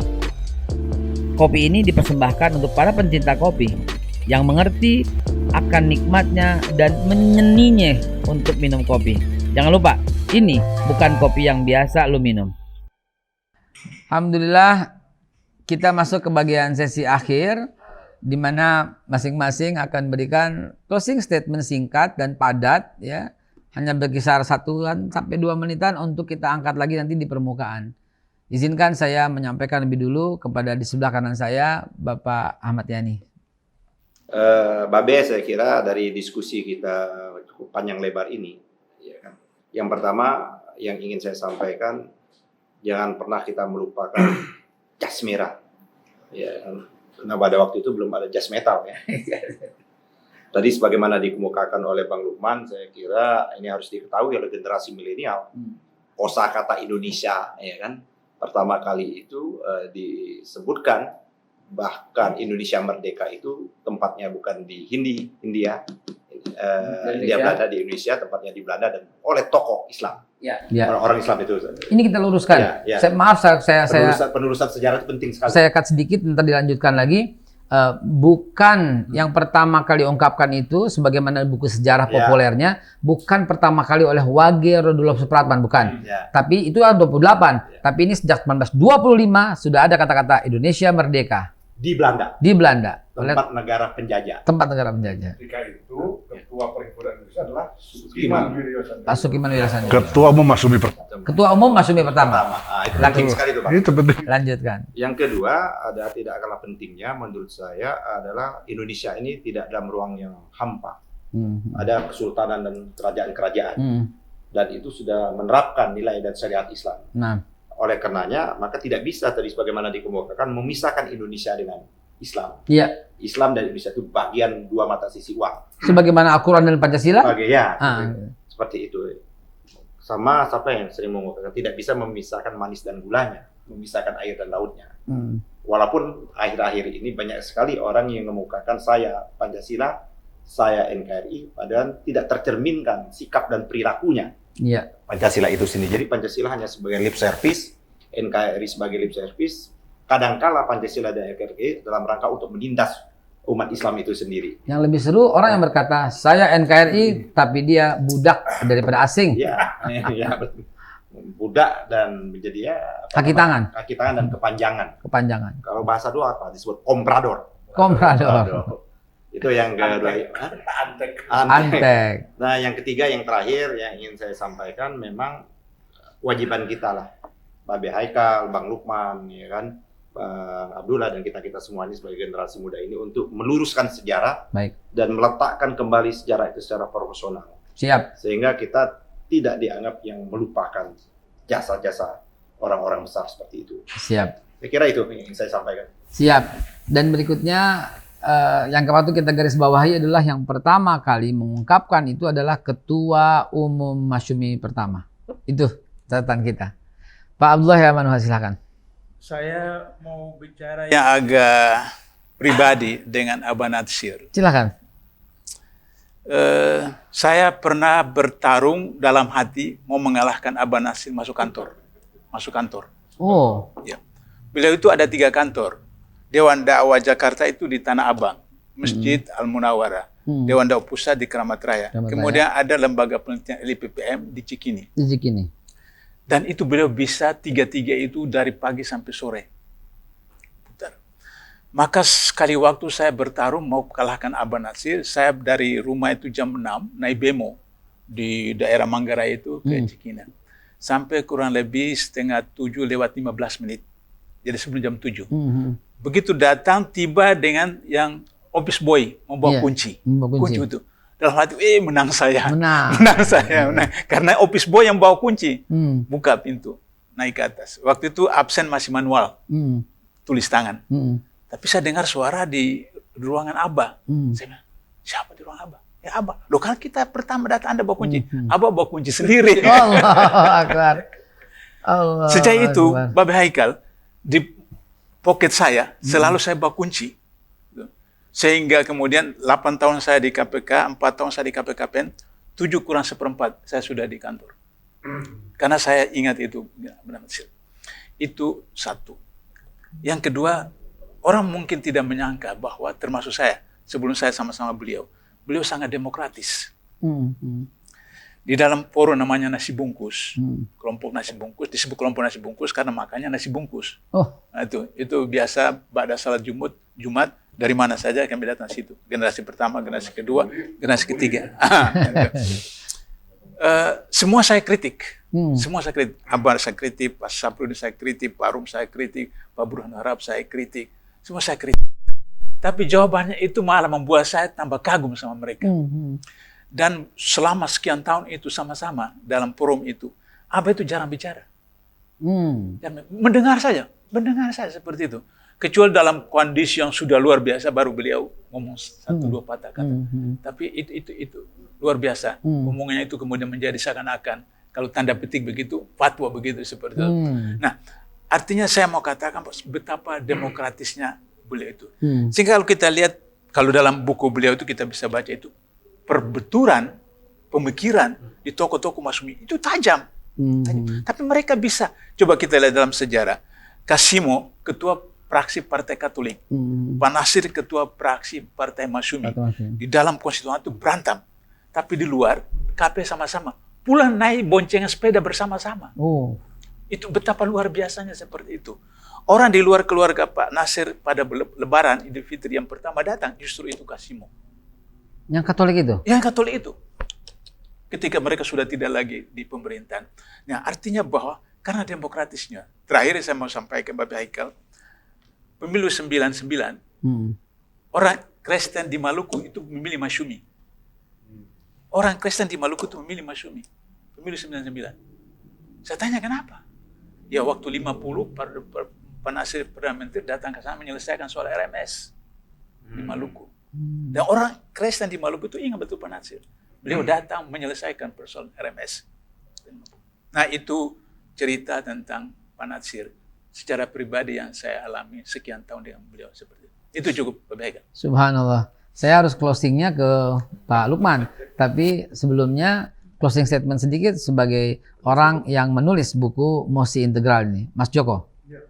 Ya jadi teringat saya mencari data di Perpustakaan Nasional Saya tanyakan pertama, kenapa arsip Nasir, katalog Nasir tidak ada?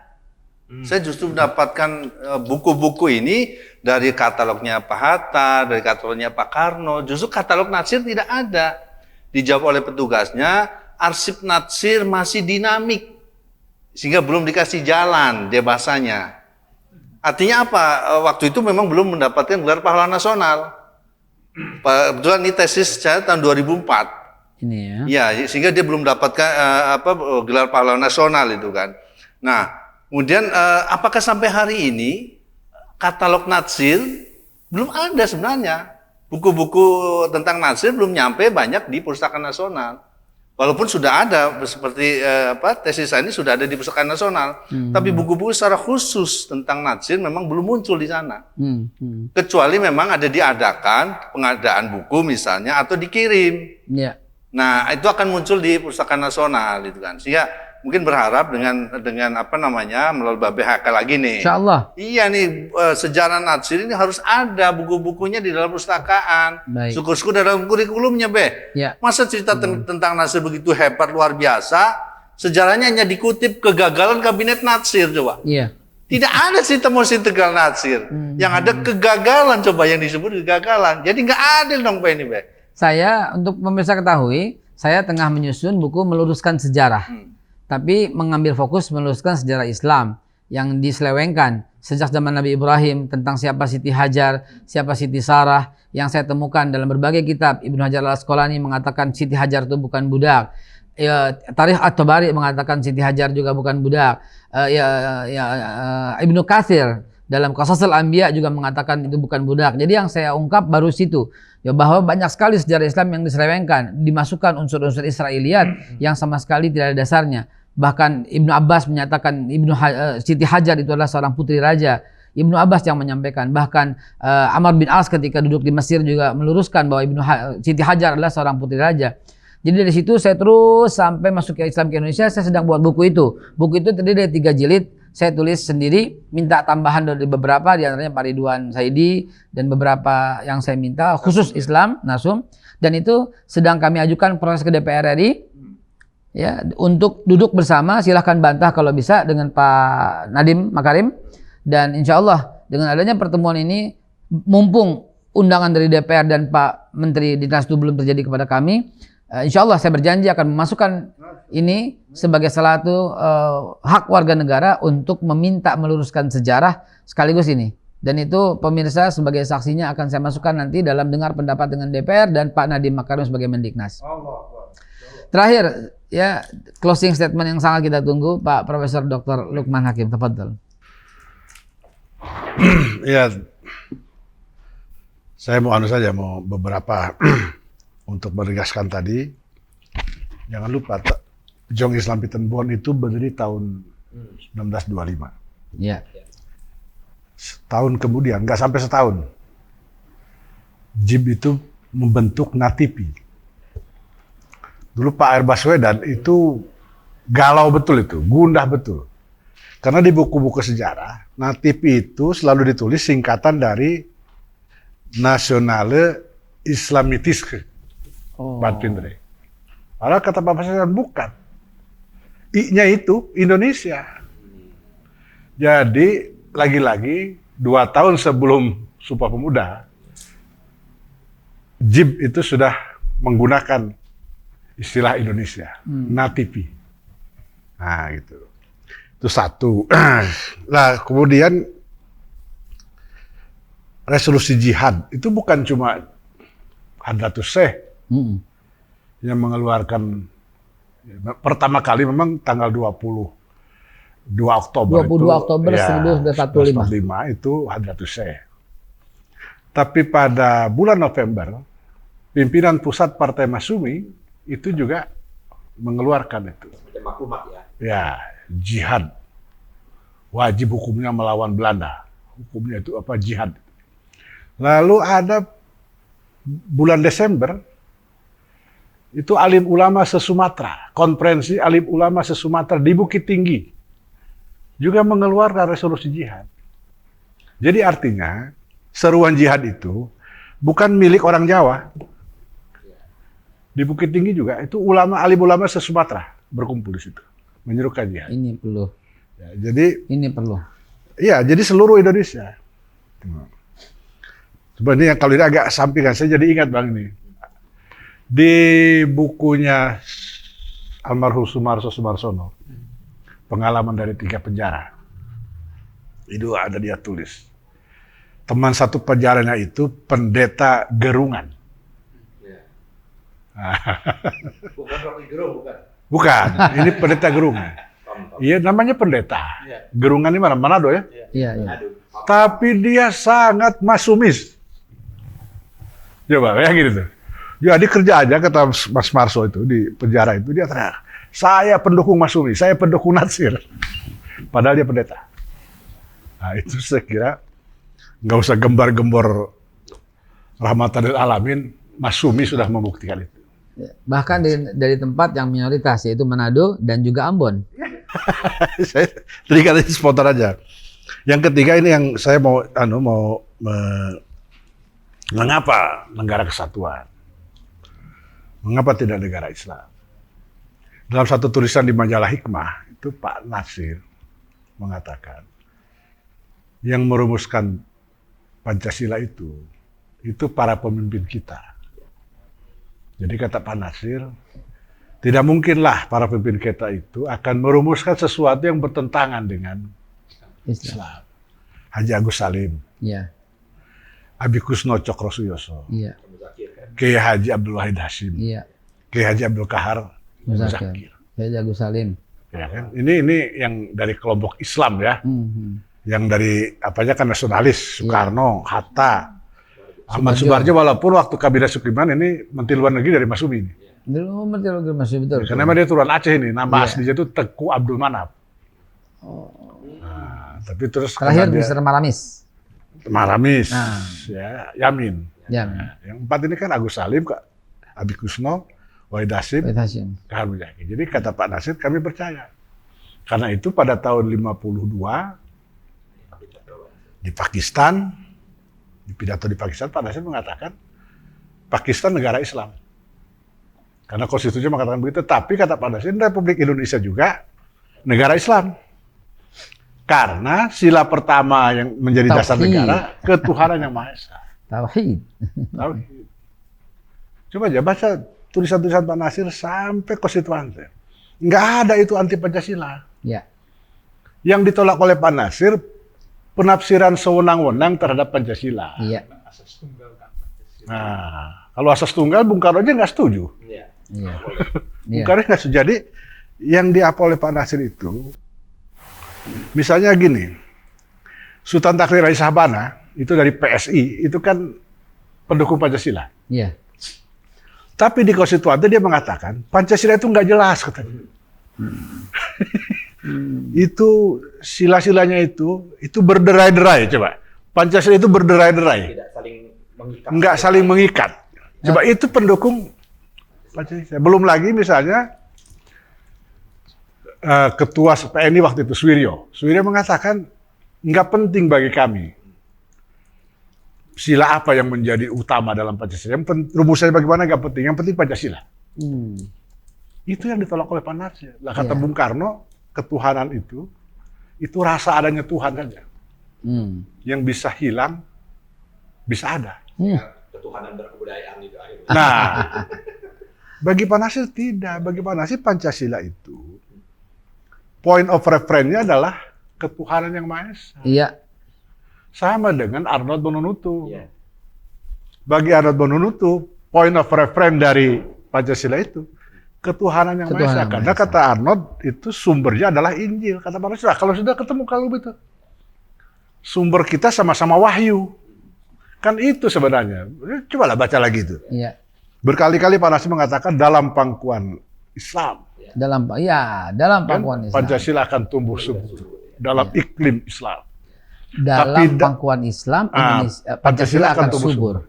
Tapi dalam pangkuan orang-orang yang sinis terhadap agama, kata Pak Nasir, dalam satu ayunan langkah, Pancasila itu akan lumpuh. Ini yang ditentang oleh Pak Nasir. Dalam satu ayunan langkah. Memang politisi dulu itu punya diksinya tuh luar biasa, itu metafornya. Iya kan? Mereka karena bacaan mereka luas. Nah itu. Jadi saya kira karena itu ini harus terus kita apa? Babe, saya senang acara ini. Kenapa? Mesti integral itu. Apa sih yang dapat kita ambil dari situ? Ya. Pak Nasir sudah memberi contoh bagaimana menyelesaikan masalah bangsa seberat apapun, secara bermartabat. Bayangkan, itu anak agung gede agung, presiden negara Indonesia Timur, nggak merasa dipermalukan itu? Ya. Iya kan? Diwongkeh kalau saya. Nah, diwongkeh. Sekarang ini kita menyelesaikan masalah itu seringkali nggak bermartabat. Bermartabat, terhormat, demokratis. Ya. Dan tidak ada yang ditinggal. Itu apa? Hanya bisa dilakukan oleh Nasir, hanya bisa dilakukan oleh orang yang ada isi kepalanya. Nah, itu aja. Masya Allah. Teman-teman sekalian, kita berada pada akhir penghujung acara ini. Ada satu yang kita terlewat, yaitu adalah Pancasila menurut Buya Hamka. Buya Hamka mengatakan, karena negara berdasarkan ketuhanan yang Maha Esa, maka artinya semua harus berdasarkan ketauhidan. Pancasila yang kedudukan sila pertama itu ketuhanan yang Maha Esa, kata Buya Hamka seperti angka 1 dengan deretan angka 0. Kalau angka 1-nya dihilangkan, maka yang lain pun tak berarti. Maka angka Pancasila menurut Buya Hamka seperti 10.000. 1, 0, 0, 0, 0 ini akan bernilai semua ketika ada satunya. Yang saya mau sampaikan, kemanusiaan yang adil dan beradab itu berarti kalau berdasarkan ketuhanan yang Maha Esa. Persatuan Indonesia itu ada artinya kalau berdasarkan ketuhanan yang Maha Esa. Kerakyatan yang dipimpin oleh hikmah kebijaksanaan dalam permusyawaratan perwakilan juga berarti kalau berdasarkan ketuhanan yang Maha Esa. Keadilan sosial bagi seluruh rakyat Indonesia juga berarti kalau ada ketuhanan yang Maha Esa. Itulah sebabnya dikemas dengan kata-kata negara berdasarkan ketuhanan yang Maha Esa. Satu hal yang menarik adalah kita tidak menemukan dorongan pemaksaan tanda kutip yang memaksa negara Islam. Mengapa? Karena memang tidak ada bentuk baku dalam bentuk sebuah negara dalam Islam. Yang ada yang diperintahkan oleh Allah adalah sebagaimana amanah Sultan Salahuddin Al-Ayyubi yang merupakan menjadi khutbah kedua. Itu adalah innallaha ya'murukum bil adli wal ihsan. Bahwa negara itu harus berbuat adil dan berbuat baik. Konsep ini ada dalam kitab Al-Farabi yang ditulis pada tahun 1100 tahun yang lalu, bahwa dua fungsi negara itu adalah menjamin kebahagiaan dan kenyamanan rasa takut. Ternyata itu adalah surat Al-Quraisy. At'amahum min ju', menjamin rasa aman dari lapar, wa amanahum min khauf, menjamin rasa takut. Nah, tidak boleh ada rasa khawatir, tidak boleh ada rasa takut, itulah konsep negara. Berarti Kerajaan silahkan asal rakyatnya sejahtera dan aman rasa takut. Saudi Arabia contohnya. Monarki silahkan juga asal negaranya harus adil kepada rakyatnya. Jordania misalnya. Republik silahkan. Irak juga menerapkan hal itu. Dan NKRI juga silahkan. Dan itulah yang kita pilih. Muhammad Nasir, Mosi Integral, tokoh kita, pahlawan kita. Silahkan. Ketuhanan ya, dengan kewajiban asal Islam Bagi pemeluknya. bagi pemeluknya. Menurut dasar kemanusiaan yang ada. Berarti betul. Itu rumusan awalnya. Piagam Jakarta awal. Ya. Lalu kan dicoret tuh yang 7 kata. Oke, diganti menjadi Ketuhanan Yang Maha Esa. Iya. Lalu Ki Bagus Hadikusumo. Nah, Ki Bagus lah itu jasanya. Ki Bagus minta menurut dasar kemanusiaan itu dicoret. Jadi bunyinya Ketuhanan Yang Maha Esa, koma, kemanusiaan yang adil beradab, koma, dan seterusnya. Jadi bukan lagi kemanusiaan Ketuhanan Yang Maha Esa menurut dasar kemanusiaan, nggak ada itu. Nggak ada. Nggak ada. Ketuhanan yang berkebudayaan itu nggak ada. Nggak ada. Udah dicoret oleh PPKI. Iya. Nah itu kan ada ketuhanan yang berkebudayaan. Dan itu pidato resmi salah seorang ketua partai. Nah, Pidato resminya iya, menyatakan itu. bisa diperas seperti cucian itu bukan apa. dan juga aturan berkebudayaan. Dalam konteks hukum ketatanegaraan itu Babe, itu yang disebut dengan meta juris, kuasa primanya, dia mencerminkan yang lain-lain. Iya. Ya, seperti itu. Itulah ya, kita akan terus selanjutkan acara ini dengan tokoh-tokoh lain, dan saya merasa hari ini adalah waktunya kita kembali dengan jas merah, karena tokoh-tokoh yang disajikan hari ini adalah berbeda dengan tokoh-tokoh sebelumnya, sangat berbobot, dan semoga Allah Subhanahu wa taala merestui Indonesia menjadi baldatun thayyibatun wa rabbun ghafur. Assalamualaikum warahmatullahi wabarakatuh. Cyber TV, inilah saluran pemersatu bangsa yang menyatukan semua elemen, semua anak bangsa. Nggak ada lagi perbedaan karena kita penganut Bhinneka Tunggal Ika. ILC, Indonesia Leaders Club, ajang yang menyaring calon-calon pemimpin masa depan.